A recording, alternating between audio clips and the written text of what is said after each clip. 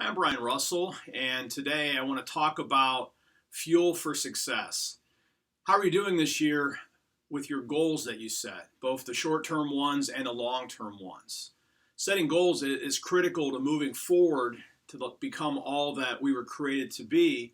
But as you probably noticed, going at goals creates anxiety and stress, and we can also become weary at some point by them. And I want to talk today about a key element that we can build into our lives, really a key distinction that we can build into our lives that can allow us to achieve all the things that we're dreaming about, all the things that we feel called to pursue in our lives. And Dennis Waitley, whose famous program, The Psychology of Winning, has helped countless other persons, talks about really two different things. He talks about having goal or mission achieving actions, and he contrasts that with stress relieving actions. And he essentially says, how are you spending your day? Are you spending them in goal achieving things, or are you spending them in stress relieving actions? And as I reflected on this, I thought to myself, and I've observed myself, I get really tired many times, I get wore down, and I need to figure out how to fuel myself so that most of my day, most of my productive time is ultimately spent doing these goal achieving actions. And I think it comes down to what kind of stress relieving actions do we pursue? And I want to break these into two different types. In fact, I'm going to put the more positive one right here in the middle, and I'm going to call that the fuel. When we talk about stress relieving actions, these are just things that we do essentially when we're burned out and we're just spending time. And these don't necessarily have to be bad things, but they can just be things that don't really have any positive net impact on the world, or even more importantly on ourselves, to prepare us for more actually goal achieving actions. Again, everybody has to have some recreational activities. We're not really talking specifically about that. What I'm talking about are those times when we talk about doing stress relieving actions that really are in the long term about self-harm. And this is when, for example, we don't put the right kind of food in ourselves. So we stress eat. So poor food can be a stress relieving activity. Too much TV, too much social media or internet. We just kind of go down the internet rabbit hole and then suddenly hours have gone past. So social media or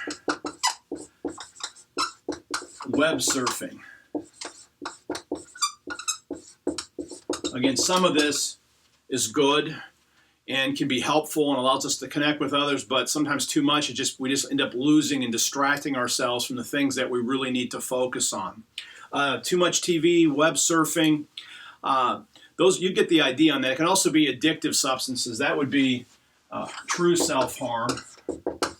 And some people end up finding ways to self-medicate themselves because of their anxiety and stress. So obviously these things aren't good things. And so if you're struggling with those things, find an accountability partner, talk to someone, begin to journal and try to get underneath those things. Again, everyone needs recreation. I'm not necessarily talking about these as recreational pieces.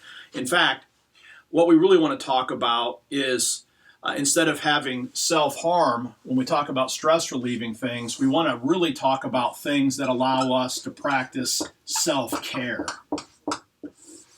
And a big word that we can use, this is a theological word, but I see it more and more in both religious contexts and secular contexts, is this whole idea of Sabbath.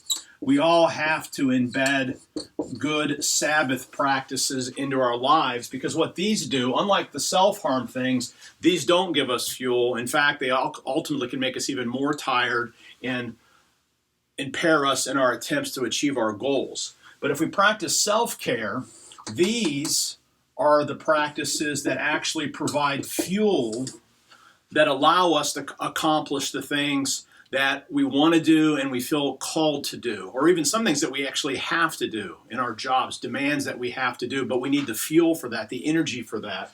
And we want to call these Sabbath practices.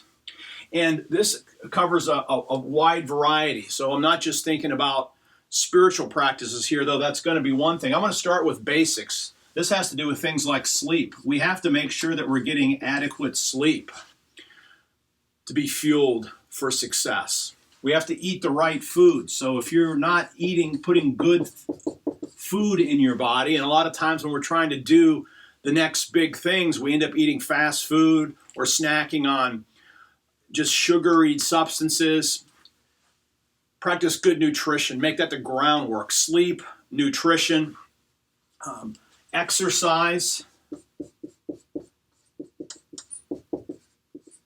Tony Robbins talks about an hour of power, or even 30 minutes to thrive, or 15 minutes to fulfillment. Find some time where you can get some form of exercise, the easiest being just go out and take a walk. A 20-minute walk every day or a couple of times a day can be a great way to deal with stress and ultimately give you fuel for action. So make sure you're finding time for exercise. And I started with those three things because if we don't do that, these other things don't necessarily have the effect that they should. We have to ground ourselves in good practices for our physical body.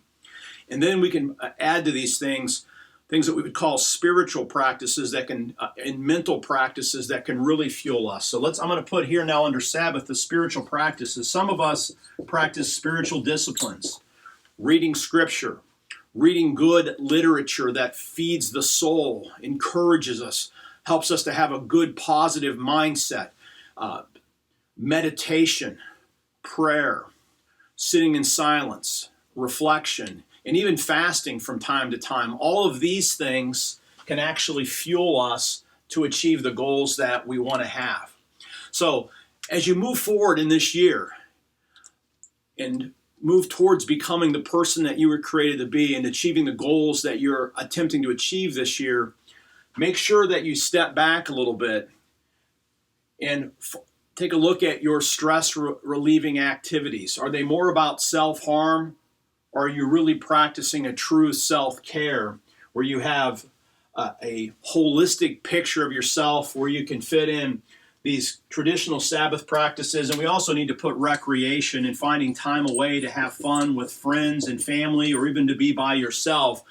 All right, when we practice self-care and have these Sabbath practices in our lives and take ownership on these things, that gives us the fuel to achieving and living out a life that demands explanation, a life that points to something bigger than ourselves, that allows us to gain the greatest satisfaction by achieving our goals and growing into the person that we were created to be. I'm Brian Russell. I'm your professor for life. Thanks for listening.